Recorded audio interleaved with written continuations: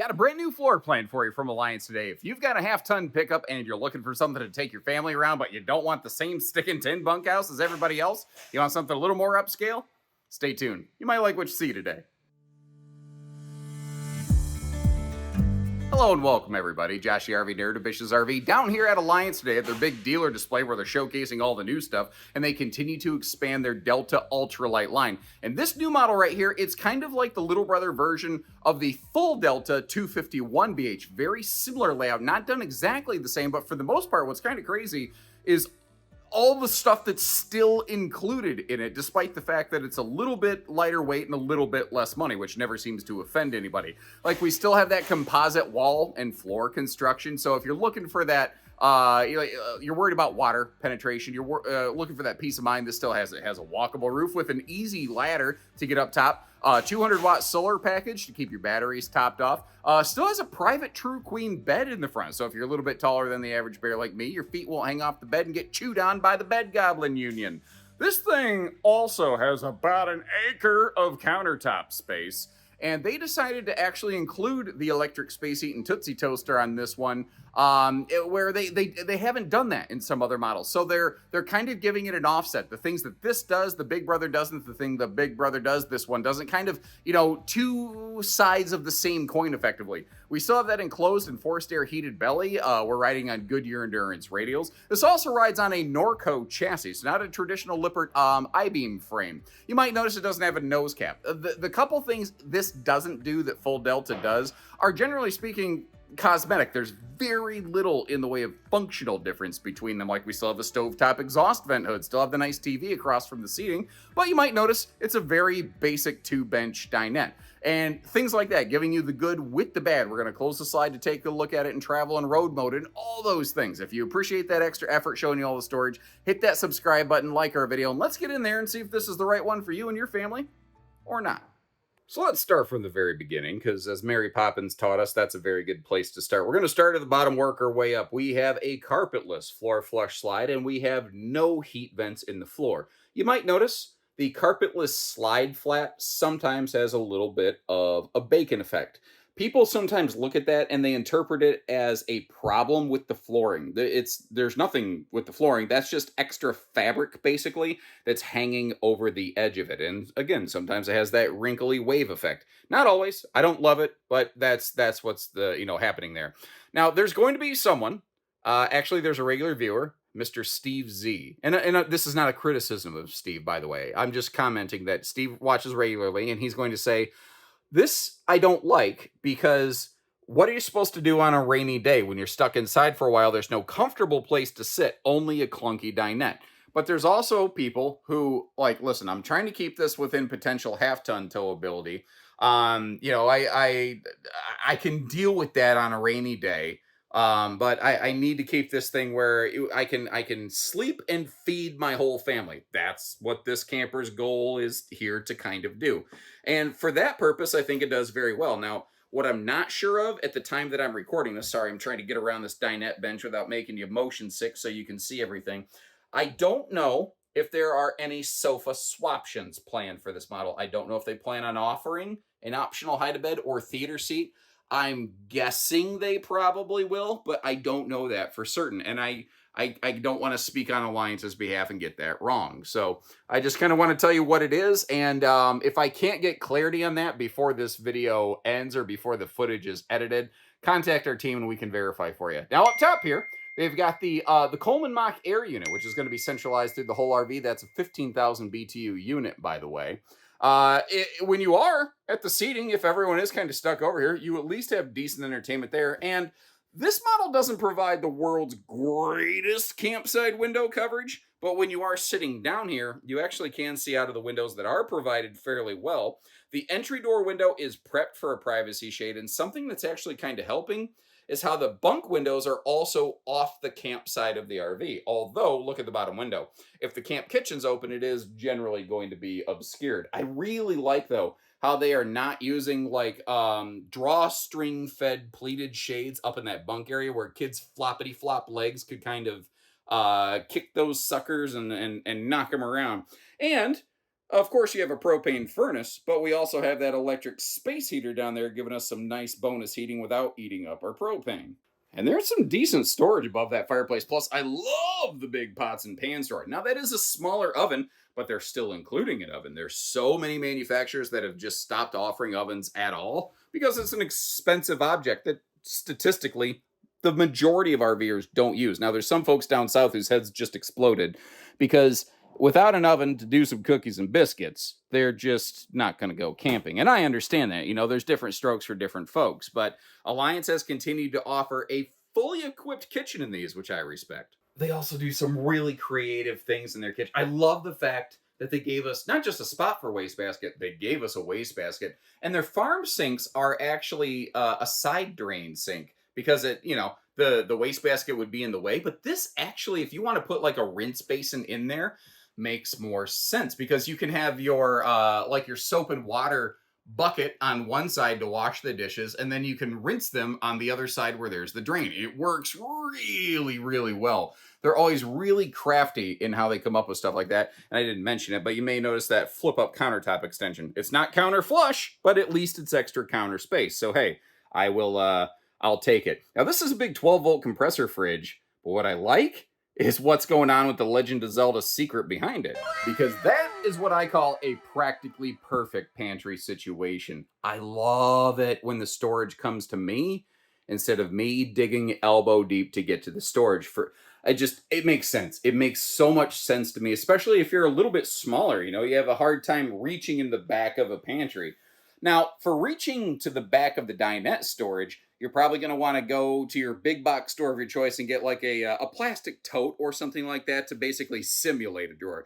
Now, that does fold down into a sleeper, albeit a small one. That's a grandkid or a Doberman-sized sleeper is about all that is. And just to give you a quick sample of it, you do have the blackout roller shades through the RV. So if you really want to blot out the sun and maximize your privacy, that's very simple to do. And obviously a very nicely privatized full true queen bedroom up front. So this is a 60 by 80 queen bed. If you want to exchange that with the more residential grade true queen mattress of your choice, very simple, easy to do. You do have a very large front pass-through compartment, which creates kind of boxy side stands over here. For the most part, you can still pretty much walk around it. But like if you're, I don't mean this in a tongue-in-cheek phrase. If you are quite literally fighting the fitted sheet, Phrasing. Here's a little pro tip for you. Actually grab the mattress and slide it this way because you'll pull the head area of the mattress down where it's far easier to reach. Oh, there are some lights that can go on under that overhead cabinet that I failed to activate. So we'll get there in a minute. Now this is you might have noticed these cabinet doors are not see-through. It's like a jet black plexiglass, so that you don't have light bleeding through it. So it's a little simpler and easier to get to. Both sides of the bed, by the way, have some perfectly positioned, for my money at least, household and USB outlets right up by the headboard. Along with giving you a look at the full plywood, actually very nicely finished plywood full extension drawers. You might have noticed it got a little lighter and brighter. I took the liberty of turning on the lights that I forgot. I mentioned fully finished. There's no like splinters off the end of that, which is really awful nice. Also, I love what they've done with their bedroom storage here. The little details that I look for, they've all nailed. Like they included a removable shelf in here so that if you need more dresser space for folded clothes, you got it. Or if you need space for hanging clothes, you got it. They've given the overhead cabinets the Bob Seger strut. So you don't have to worry about juggling them open with your head or anything weird like that. One of the only weirdness things in this bedroom is that your TV hookup's over here on the wall, but it kind of had to be because this opposing wall over here is basically a full-on sliding privacy door, which makes it very difficult, obviously, to mount a television. And the bed is about as easy lift as it possibly comes. It also has that double Bob Seger strut. And they do this interesting little kind of drawer shelf slider thing. I don't know. It's handy. You could always take it out. There's nothing that says that has to stay there by any stretch. And in case you're curious, yes, you do have central air and you do have heat ducts running into this room. What's also nice is on the wall when you walk in the bedroom, there is a switch for your overhead lights.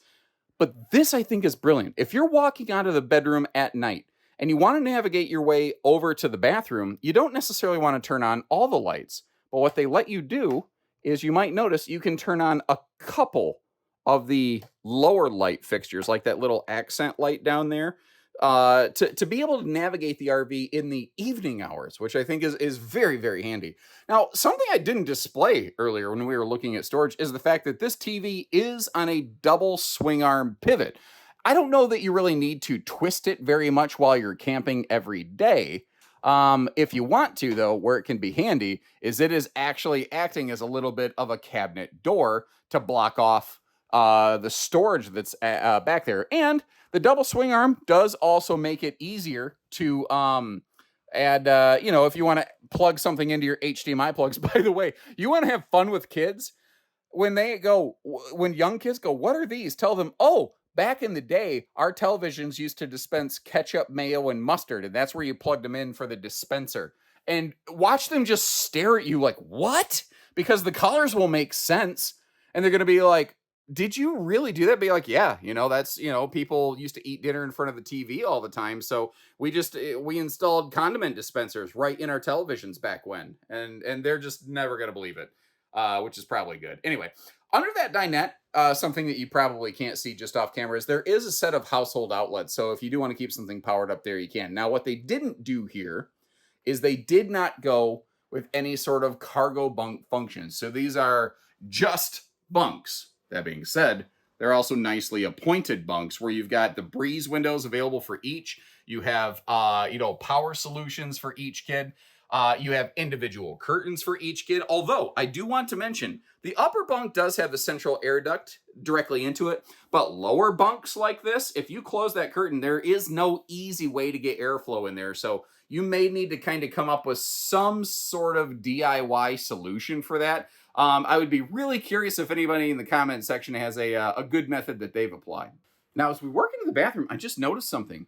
They actually included some towel hooks right on the bathroom door, which is really smart. I don't think enough manufacturers do that. And by the way, this nice little hang tag they have coming off the air conditioner, I can't tell you how many times that thing has tickled my ears. I've been walking around it. Just annoying. Anyway, you don't care.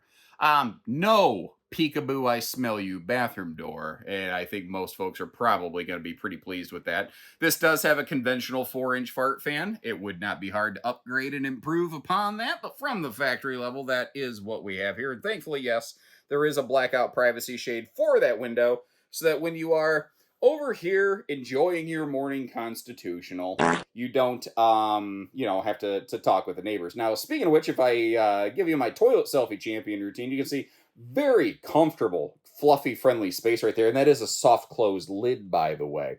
As we work our way up, this has one of those like sliding roller shower doors. And I've talked to a lot of people. Like, I've been very vocal in the past. I don't like open bathroom storage, but I'm learning it's okay to give it a little bit of a pass in a situation like this where it's fairly narrow, because towels you can really stuff in there and they won't tend to fall out. And it seems to work very well. I actually had someone comment the other day. They didn't think they'd like their open face bathroom storage, but actually have grown to appreciate it. So I love that feedback. By the way, rectangular shower. But when I stand in the shower, you will see that my head's completely up in the skylight over there on the right side of the screen. I'm a little over 6 foot. The RV's 6.5 foot tall from floor to ceiling panel. And that means my head goes up in the bubble Doyle and trouble here. But they positioned an extra large skylight essentially perfectly, so that when I am standing in the shower, I never for a moment felt like I was going to be bonking my head or anything like that. Now, what I'm curious about, I think we're going to be okay, but sometimes on floor plans like this, when the slide out closes, we cannot open the bathroom door. Let's double check that. Oh, yeah, no, not a problem at all, actually. Now, obviously, the slide out pushes the shut a little bit, but something just occurred to me. I didn't even recognize this initially. This isn't the deepest slide out. It is rack and pinion, but it's only about 2 foot deep, not a 3 foot deep slide.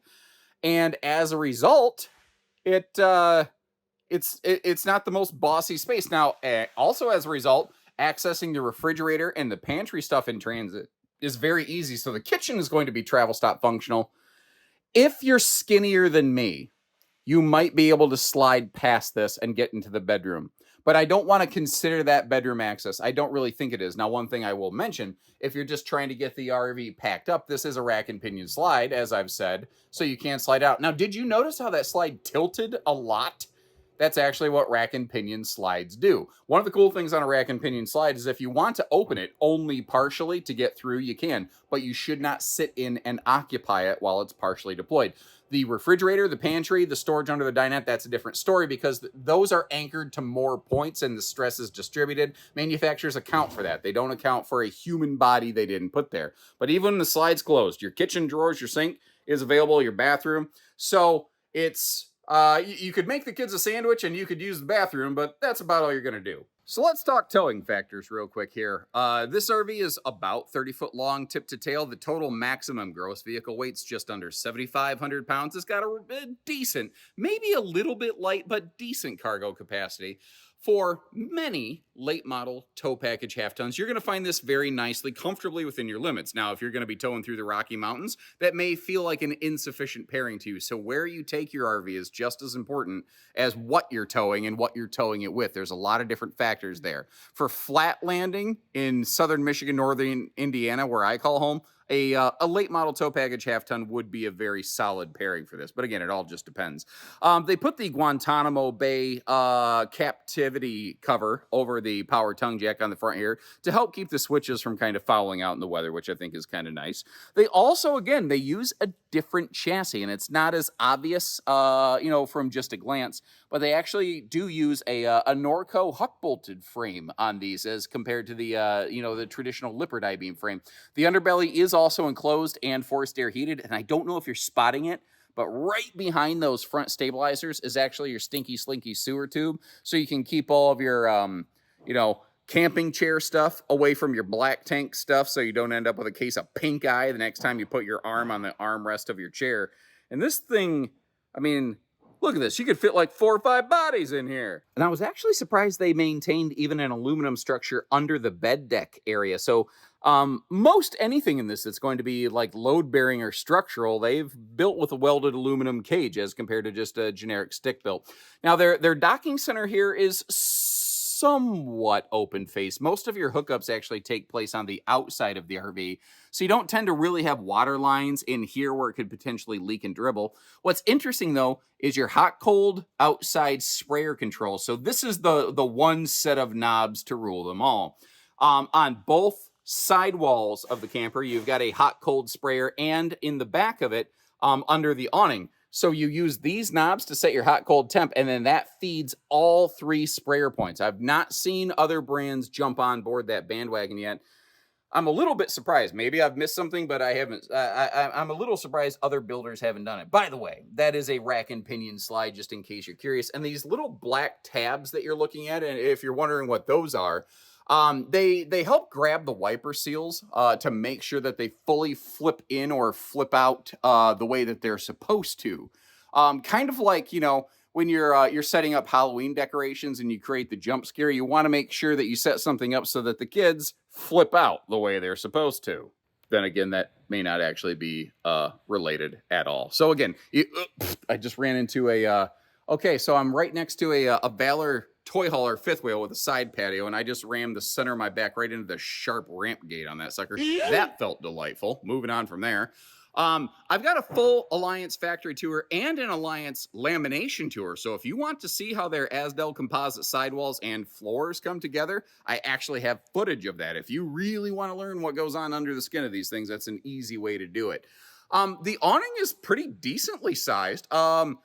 It looks like maybe it could have been extended so that maybe an awning arm threaded the needle between the baggage door and the window. But the funny thing about awnings is the suppliers don't always just offer an awning in any size. They come in kind of specific sizes, and sometimes that's not possible. Now, I want to give you like my paranoia dad caution right here. You've got 2 potential hot to the touch exhaust points over here with your furnace on the right and your water heater, your tankless on demand water heater on the left. You're going to want to make sure, if you're camping and you got kids, and it's a bunkhouse, so you probably do, that you tell your kids, do not touch these things, they are hot. A good solution for that is put something like a big table in the way of that thing so that the kids can't walk right up to it. Your stovetop actually does exhaust heat outside, so when you're cooking, you're not cooking yourself at the same time. And down below here, we are riding on Goodyear endurance radials, so a better set of sneakers on the kid right here. Working our way over, they have maintained this big griddle double up combo from their bigger models. It seems like this is one of those golden threads through the Delta family. You're going to find it through the entire thing. Now, it is standard. If you don't like it, it's basically just on what's essentially a drawer. It could be removed, but by default, it's there. And there is no like option out of it from the factory thing.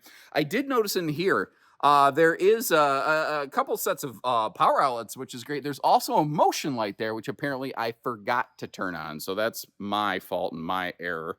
The ladder on the back right here, I really love Alliance's ladder system that they're using. It's a little bit wider, which just gives you more space for your feet when you're coming up and down. There's more to grab onto. It also is really good for like drying towels.